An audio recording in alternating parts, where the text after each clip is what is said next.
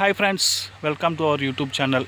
ఇప్పుడు నేను ఎక్కడున్నానంటే సతివేడు గ్రామానికి పక్కన ఉండేటువంటి రాళ్ళకుప్పం అనేటువంటి ప్రాంతంలో, ఒక అటవీ ప్రాంతంలో ఉండేటువంటి శ్రీ చెల్లాతమ్మ దేవాలయాన్ని చూడటానికి ఇప్పుడు ఇక్కడికి వచ్చానండి. రండి, వెళ్ళి ఈ అటవీ మార్గం గుండా వెళ్ళాలి. లోపల అమ్మవారిని చూసి ధరించుకుంటాం. రండి, లోపలికి వెళ్తాము. ఈ ఈ ఈ ప్రాంతం గుండానే లోపలికి వెళ్ళాలండి. మొత్తం దట్టమైనటువంటి అడవి ప్రాంతము. ఈ ప్రాంతం గుండానే లోపలికి వెళితే శ్రీ అమ్మవారి దేవాలయం ఇక్కడే ఉంది. రండి, లోపలికి వెళ్తాం. ఇప్పుడు మీరు చూస్తున్నారు మా గ్రామం పక్కనే ఉండేటువంటి శ్రీ చెల్లాతమ్మ అనేటువంటి గ్రామ దేవతే. చాలా అద్భుతమైనటువంటి మహిమల గల దేవాలయం అండి. చూస్తున్నారు. రండి, లోపలికి వెళ్ళి అమ్మవారి ఆలయాన్ని దర్శించుకుందాము.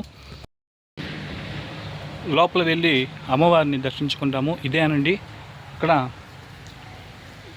గ్రామదేవత ఇక్కడ కొలువై ఉన్నారు. ఇక్కడ నుంచి పక్కన వేరే ఆలయానికి షిఫ్ట్ చేసేసారు.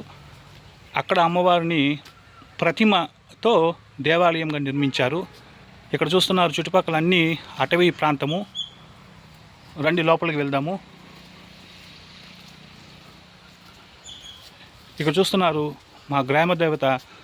మనం ఏ కోరికలు తీర్చుకున్నా కానీ అమ్మవారి ముందు పెడితే తప్పకుండా అమ్మవారు ఆ కోరికలను తీరుస్తారు. ఇక్కడ చూస్తున్నారండి,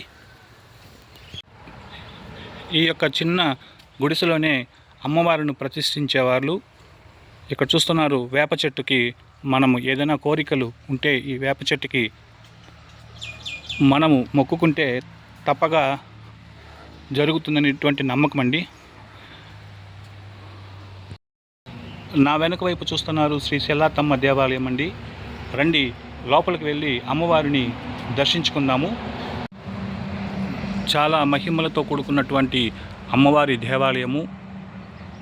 ఇక్కడ చూస్తున్నారు, అటవీ ప్రాంతంలో ఉన్నా కానీ చాలామంది భక్తులు వచ్చి ఇక్కడ అమ్మవారిని దర్శించుకుంటారు. చూస్తున్నారు, ఇక్కడ గేట్ వేసేశారు కాబట్టి ఆదివారము శుక్రవారం సమయంలో ఎక్కువ మంది భక్తులు వచ్చి ఇక్కడ దర్శనం చేసుకుంటారు. మిగతా సమయంలో భక్తులు రద్దీ చాలా తక్కువగా ఉంటుంది. చూడండి, అమ్మవారిని మీ యొక్క కోరికలు ఉంటే తప్పకుండా తీర్చేటువంటి మహిమగల దేవాలయము. మీ కోరికలైనా ఉంటే కూడా తీర్చుకోండి. ఇక్కడ చుట్టుపక్కల ఎటు చూసినా అటవీ ప్రాంతంతో నిండి ఉన్న ఈ దేవాలయము చాలా మహిమగల దేవాలయము. ఈ వీడియోను చూస్తున్న వాళ్ళు సబ్స్క్రైబ్ చేసుకోండి, లైక్ చేయండి.